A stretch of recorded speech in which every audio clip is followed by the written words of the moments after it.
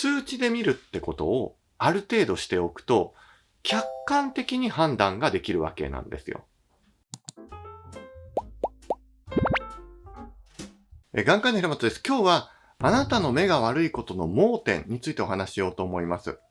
目の病気になったりだとか、体調が悪かったりだとか、いろいろする人って、見ていると、なんでかなって言っていろいろ調べていくと、あることが原因ってことがあるんですね。でも、患者さんに聞いてみると、いやいや問題ないですよって言うんですよ。で、それについてちょっと具体的にお話ししようと思います。その盲点とは何かというと、血圧になります。いや、血圧ぐらいわかるよって思いますよね。でも、血圧って意外と分かってないんですよ。まず、あなた、血圧どのぐらいです？日々測ってます？朝と晩とかだと血圧ってどうですって聞くと、なんか私高い方だった気がするけど、正常範囲で大丈夫よとか、私はもともと血圧は低めだから全然問題ないんだとか言って、なんとなく数字いまいちよくわかってないとか、そういう人多いと思うんですよ。これが結構問題なんですよね。なぜ問題なのかっていうと、血圧ってもちろん、正常値にあればそれでいいわけなんですが、その時測って正常だから、本当にずっと正常なのかって結構微妙な人がいるんですよ。例えば、朝方、すごい血圧が変動してるとか、夜、すごい血圧が変動しているとか、そういう方っていらっしゃるんですね。そうなってしまって、例えばあなたとしては血圧正常と思ってたけれども、朝は血圧がすごい低かったとか、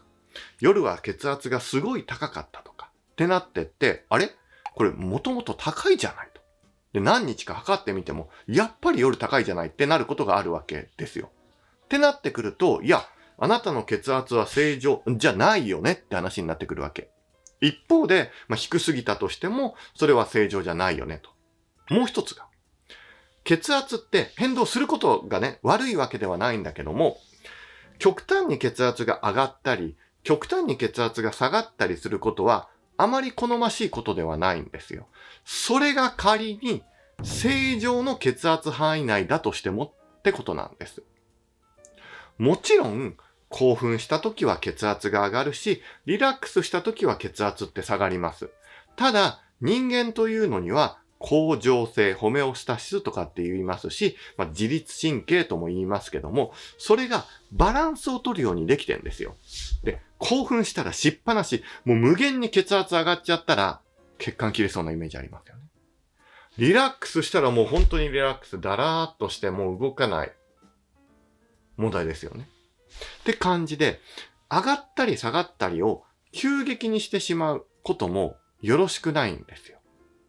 特にそういう人は何が問題と言われているかというと、自律神経ですね。自律神経というのは頭で考えたりとか、よし、こうしようと思ってやることではなくて、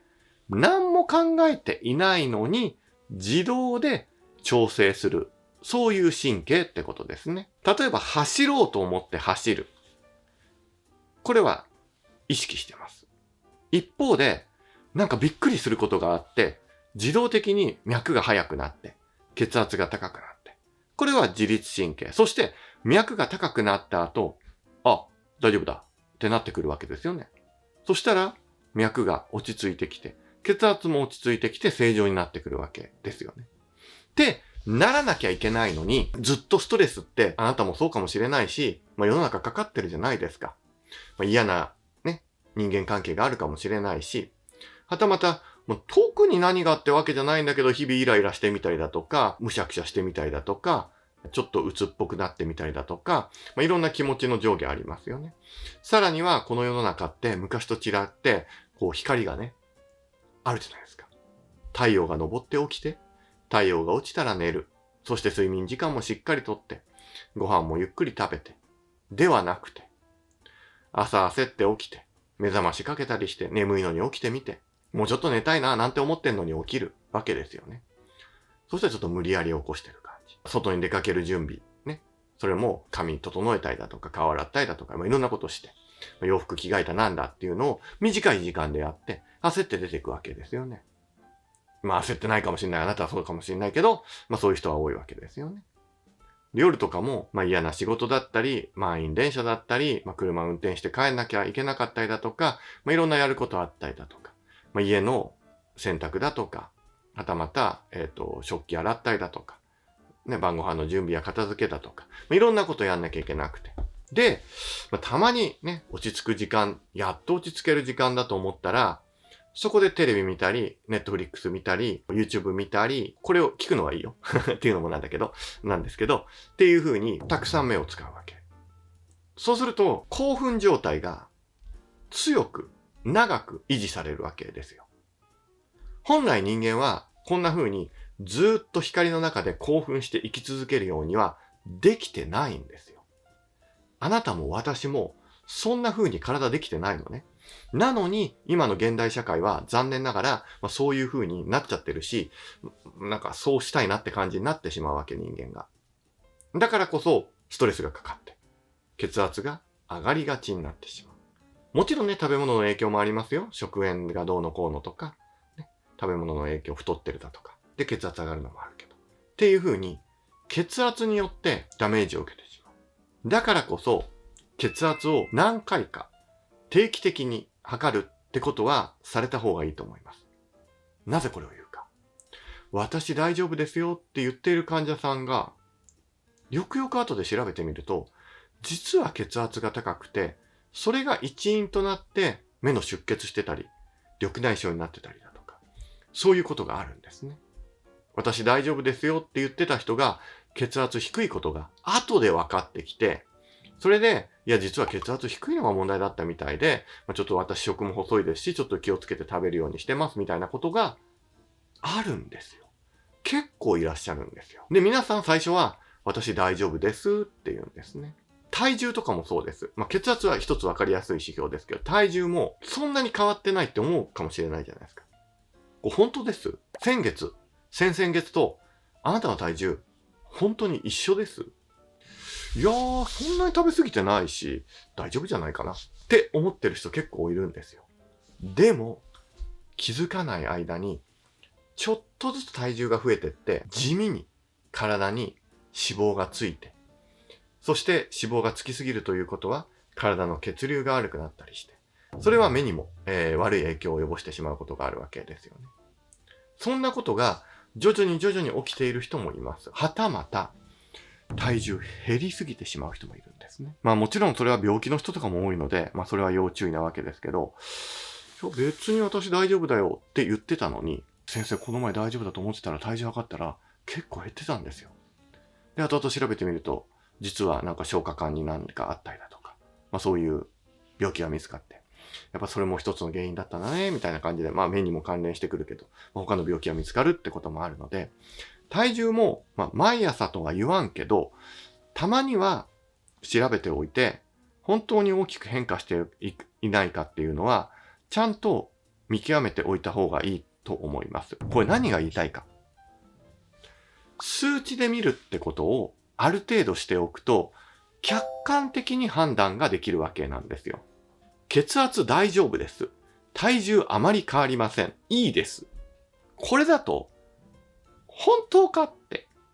感じがあるし、現実、自分は大丈夫だと思ってたけど、そうじゃないことがあって、それによって目の病気、体の病気、引き起こされていることがあるわけなんですよ。